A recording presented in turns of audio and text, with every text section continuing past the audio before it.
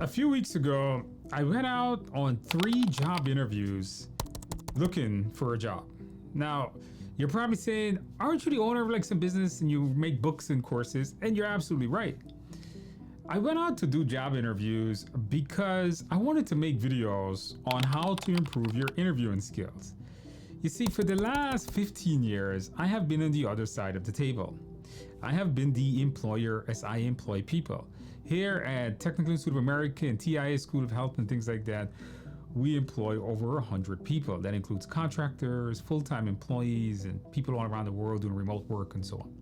So I've interviewed a lot of people. Over my career, I've interviewed and released more than 200 people. So I have always, let's not say always, but from 2008, 2009, I sat on this side of the table as the employer and not the employee. So I wanted to do some videos to help people find jobs and pass job interviews. But in order to do that, I needed to attend interviews myself, as I personally haven't been on an interview since 2006 or 7. And I can't remember what's it like to sit on the other side of the table.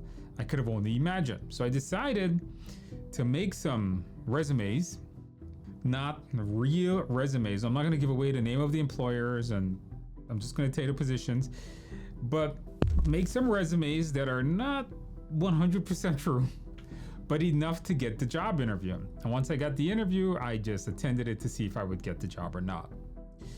So here's how that worked out.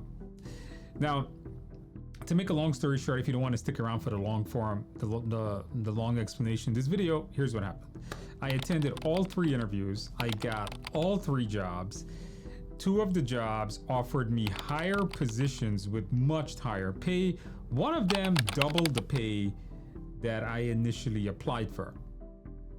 The question is, how did I do that and what happened? Well, let's get started. So the first one was working as a salesperson in a car dealership. All right, so this is a really pretty easy job to get. I think anybody that shows up gets the job because nobody really wants to do this type of work. It's a very tough environment. It's almost all commission paid. And if you just want to get the job, you get the job. So I think right off the bat, this job is just easy to get, but it was easy interview to get. So I went in there and I did this job interview. As I got to the interview, I became less of the employee and became the employer, even though I was sitting in front of an employer. So the interview started off and they asked him some general questions. Who are you, your background, read your resume for them, whatever, stuff like that. And then they told me about the position. But what I did was I started to ask lots of questions. Like, I did a ton of research on this car dealership. I am a car person, so I know a lot about this industry. So I started to ask questions about how is the dealership managed, how was the commission structure paid out, how was the salary structure paid out. I was more inquisitive for my own personal reasons than getting this job, but I think the interviewer felt really connected that I was really interested in this position. We ended up having he said it's a 15 to 20 minute interview. We ended up speaking for close to an hour. He ended up telling me all his stories about his children, where he attended school, how the dealership is doing. I started telling him, well, if I was to sell these cars, this is how I would do it. I think you guys are lacking here. I said before I came in, I checked out your website. I asked him, do you mind criticism? Is that okay for me to give you criticism? And he said, sure. And I gave him some valid criticism. I gave him some ideas of how they can improve the sales. They have no real online presence. We should be doing more reviews on cars and so on and so on and so on. And by the time I was done, he wanted to make me some kind of like media manager / salesperson thing. This is the position that would double in salary. Yeah, like literally double. They wanted to create a brand new position so I can come in and help them sell more of their vehicles. So I found that to be really interesting. And I guess the takeaway from that interview is when you go in for a job interview, communicate. Connect with that person personally, see what problems they're having, and then show them how you're going to solve it. Now, I have a lot of experience in marketing and sales. So this type of position I thought was pretty easy to get. And again, I believe that if you just show up, you probably get the job, but I didn't just get the job, I got double the job. Now, the next two positions are very, very similar. I was basically offered the positions pretty much right away. And one of them is still hounding me because they really believe that I want this job. So anyhow, they're management positions, and they weren't project managers. They're just general management positions. And I got into the job, did the same thing, met the interviewer, gave them my background, read this resume. It was pretty funny because I forgot this fake resume I made in ChatGPT. I forgot what it had said on one of them in the first one. So anyhow, I read the resume and they told me about the position, and then they asked the common question, what makes you good for this position? So I started telling them my background in management and managing different types of projects and managing general operations and how to build out teams and how to manage teams. And then I started questioning them. I became the interviewer once again. I started asking them questions like, so how big are your teams? What type of problems are they facing? How can we make this better? What have you guys done to make it better? Then I tell them what I think I could do. I said, okay, this is what I'm going to do. This is how I'm going to do it. I think this brings great results. What do you think? Do you think this is going to work? Is there budget for this? Is there time for this? And I think the young lady was really impressed by it. It also ended up to become very personal. As she started telling me about her family, she started telling me about what she does in personal life, like hobbies and things, and I started doing the same. This interview, of course, went over time, and pretty much got the job right away. Second interview basically went the same way. I would go in and I would start interviewing them. In fact, in one of the interviews, I told the person interviewing, now you guys can believe this or not, I told this person that if I was your manager, I would fire you because you are incapable of doing this current job.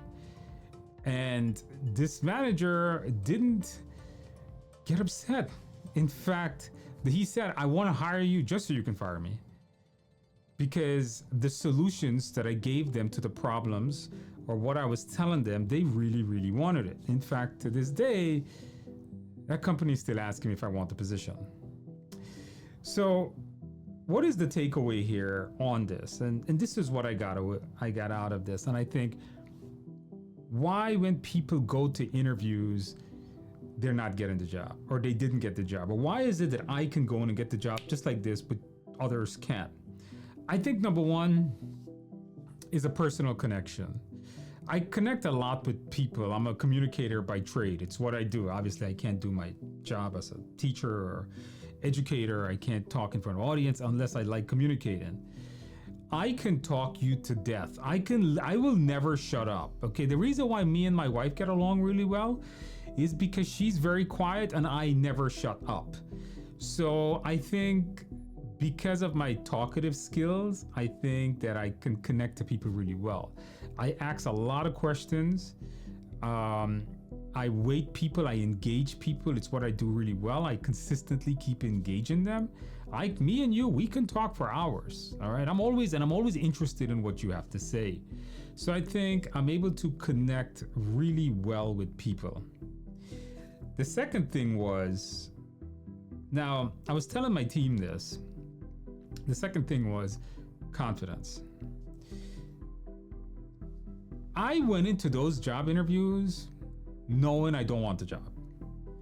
I wanted to push the boundaries of how not to get the job because I don't want the job. I just want to see what the question is on how I was going to respond.